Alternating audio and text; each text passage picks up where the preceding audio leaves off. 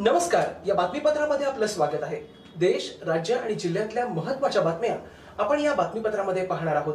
बातमीपत्राच्या सुरुवातीला एक नजर टाकूयात आजच्या हेडलाईन्सवर. काँग्रेस अध्यक्ष राहुल गांधी यांनी आगामी लोकसभा निवडणूक सांगली लोकसभा मतदारसंघातून लढवावी अशी मागणी काँग्रेसच्या काही कार्यकर्त्यांनी केल्याचे समजते. आगामी लोकसभा निवडणुकीत राहुल गांधी हे महाराष्ट्रातून लढणार असल्याचे वृत्त आल्यानंतर काही कार्यकर्त्यांनी पत्राद्वारे राहुल गांधी यांना सांगली लोकसभा मतदारसंघातून लढण्याची विनंती केल्याचे सांगण्यात येते.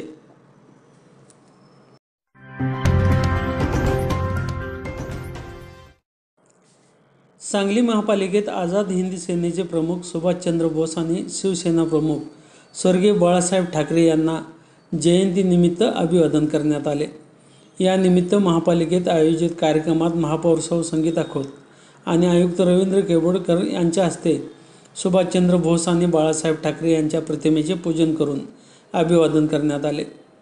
यावेळी उपमहापौर धीरज सूर्यवंशी, शिवसेनेचे माजी आमदार नितीनराजे शिंदे, उपायुक्त सौ मौसमी बर्डे, उपायुक्त सौ स्मृती पाटील, नगरसेविका स्वाती शिंदे, नगरसचिव कल्लाप्पा हळिंगले, सहाय्यक आयुक्त दिलीप घोरपडे, भरत आर्गे, सर्जेराव काळोखे, सुनील इनामदार आदी उपस्थित होते.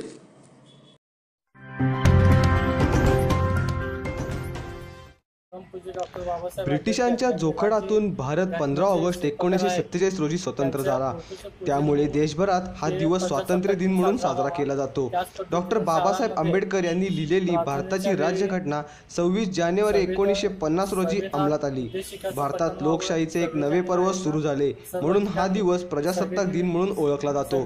26 जानेवारी प्रजासत्ताक दिन संविधानाचे एकमेव शिल्पकार डॉक्टर बाबासाहेब आंबेडकरांच्या प्रतिमेला अभिवादन करूनच साजरा करावा. तसेच शालेय जीवनात संविधानाची ओळख व्हावी, विद्यार्थ्यांना संविधान कळावे म्हणून जिल्ह्यातील सर्व प्रकारच्या सर्व माध्यमांच्या सर्व शाळांमधून प्रार्थनेच्या वेळी संविधानाच्या प्रास्ताविकेचे वाचन करा असा आदेश देणार GR शालेय शिक्षण व क्रीडा विभागाने शासन निर्णय 4 फेब्रुवारी 2013 रोजी काढला आहे.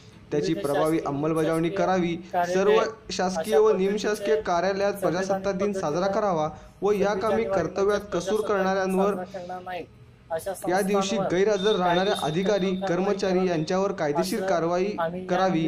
गेल्या काही वर्षापासून काही ठिकाणी 26 जानेवारी रोजी म्हणजेच प्रजासत्ताक दिनी धार्मिक पूजा घालण्यात येऊ लागल्या आहेत.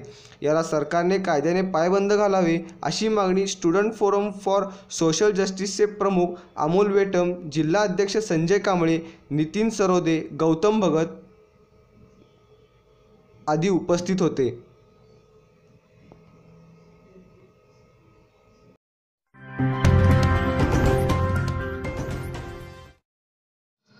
महाराष्ट्र शासनाचा दलित मित्र पुरस्कार आणि राज्य व देश पातळीवरील विविध पुरस्कारांनी सन्मानित करण्यात आलेले खानापूर तालुक्यातील रेणावी गावचे सुपुत्र दलित मित्र वसंत बाबा यादव यांनी आज तिचा जागर भारतीय जनमत न्यूज कार्यालयास सदिच्छा भेट दिली. दलित मित्र यादव यांच्या मातोश्री श्रीमंती मानकाबाई आकाराम यादव यांनी केंद्र सरकारचा आदर्श माता या राष्ट्रपती पुरस्कारांनी सन्मानित करण्यात आले होते. यादव हे पुणे जिल्ह्यातील परिषद कलाकार मानधन समितीवर 3 वर्ष होते. सध्या ते सांगली जिल्हा परिषदेच्या कलाकार मानधन समितीवर आहेत. या प्रतिकेश इलेक्ट्रॉनिक आणि प्रिंट मीडियाच्या कार्यालयास भेट देताना मला खूप आनंद वाटला. आपण समाजातील तळागाळातील लोकांना जो न्याय देण्याचा आणि त्यांना प्रतिनिधित्व देण्याचा जो उपक्रम राबवत आहात त्याबद्दल माझ्या वतीनं आपल्या कार्यालयाच्या वाटचालीस माझ्या शुभेच्छा आहेत आणि सदैव माझे धन्यवाद राहतील, आशीर्वाद राहतील. नमस्कार.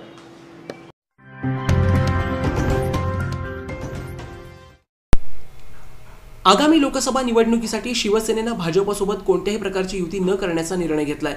शिवसेना पक्षप्रमुख उद्धव ठाकरेंपासून ते अन्य नेते केंद्र आणि राज्यातील भाजप सरकारवरती टीका करण्याची संधी सोडत नाहीत. अशातच आता शिवसेनेनं पंतप्रधान पदासाठी चक्क भाजपच्या एका नेत्याला पाठिंबा दिलाय. आगामी लोकसभा निवडणुकीत कोणत्याच पक्षाला स्पष्ट बहुमत मिळणार नाही. त्रिशंकू परिस्थितीत भाजपचे नेते नितीन गडकरी हे पंतप्रधान पदाचे उमेदवार असू शकतील.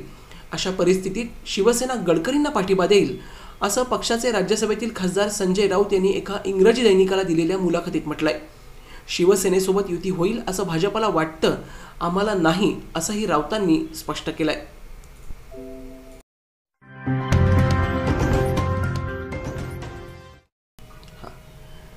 आपण काँग्रेसमध्ये परतणार नसून आगामी लोकसभा निवडणूक स्वाभिमानी पक्षाच्या चिन्हावर लढवणार असल्याचं ज्येष्ठ नेते आणि राज्यसभा खासदार नारायण राणे यांनी स्पष्ट केलंय. राणे काँग्रेसमध्ये परतणार अशी चर्चा मागील 2 दिवसांपासून राज्याच्या राजकीय वर्तुळात सुरू होती.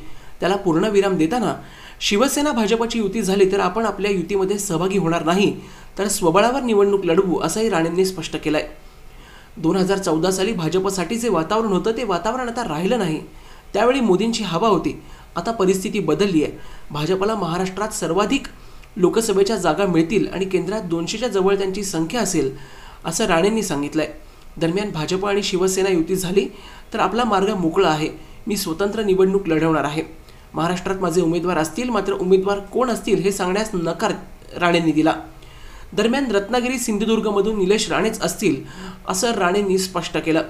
निलेश राणे यांनी ठाण्यातील शिवसेनेचे नेते अनंत दिघे यांच्या मृत्यूला शिवसेना प्रमुख बाळासाहेब ठाकरे जबाबदार असल्याचा आरोप केला होता.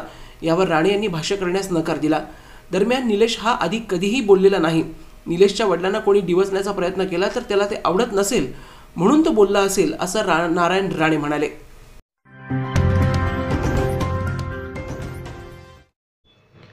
शबरीमाला मंदिरात प्रवेश करून इतिहास रचणाऱ्या कनक दुर्गा या 42 वर्षीय महिलेला कुटुंबियांच्या बहिष्काराचा सामना करावा लागतोय. कनक दुर्गाला तिच्या नवऱ्यानं आणि भावानं घरात येण्यास नकार दिलाय. नवऱ्याच्या मालामपूर येथील घरी येऊ नकोस असं कनक दुर्गाला सांगण्यात आलंय. त्यामुळे कनक दुर्गाला सरकारी निवारा केंद्रात हलवण्यात आलं असून तिला तिथे पोलीस संरक्षणात ठेवण्यात आलंय. भगवान अय्यप्पांचे भक्त आणि हिंदू समाजाची माफी मागत नाही तोपर्यंत तिला घरात घेणार नाही असं कनक दुर्गाच्या भावानं सांगितलंय. 2 जानेवारीच्या पहाटे बिंदू आणि कनक दुर्गा या 50च्या आतल्या 2 महिलांनी शबरीमालामध्ये प्रवेश करून भगवान अय्यप्पांचं दर्शन घेतलं होतं. त्यावरून केरळमध्ये मोठा वाद आणि हिंसाचार झाला होता. मागच्या आठवड्यात कनक दुर्गा पेरिंतमलन्मन्ना येथील त्यांच्या घरी परतली. त्यावेळी सासू आणि तिच्यामध्ये शबरीमाला मंदिरात प्रवेश करण्यावरून वाद झाला. सासूनं कनक दुर्गाच्या डोक्यात प्रहार केला. कनक दुर्गा या हल्ल्यामध्ये जखमी झाली. तिला पेरिंतमन्ना येथील रुग्णालयात दाखल करण्यात आलंय. सर्वोच्च न्यायालयानं मागच्या वर्षी 10 ते 50 वयोगटातील महिलांना शबरीमाला मंदिरात प्रवेश करण्यात असलेली बंदी हटवली. पण त्यानंतरही मंदिर परिसरात मोठ्या प्रमाणावर सुरू असलेल्या विरोध प्रदर्शनामुळे 10 ते 50 वयोगटातील महिलांना मंदिरात प्रवेश करता येत नव्हता. अनेक महिलांनी प्रवेश करण्याचा प्रयत्न केला पण त्यांना यश आलं नाही. अखेर नववर्षाच्या दुसऱ्या दिवशी कनक दुर्गा आणि बिंदू या 2 महिलांनी शबरीमाला मंदिरात प्रवेश करून भगवान अय्यप्पांचं दर्शन घेतलं. त्यांच्या दर्शनानंतर अपेक्षेप्रमाणे केरळमध्ये हिंसाचाराचा आगडोम उसळला होता.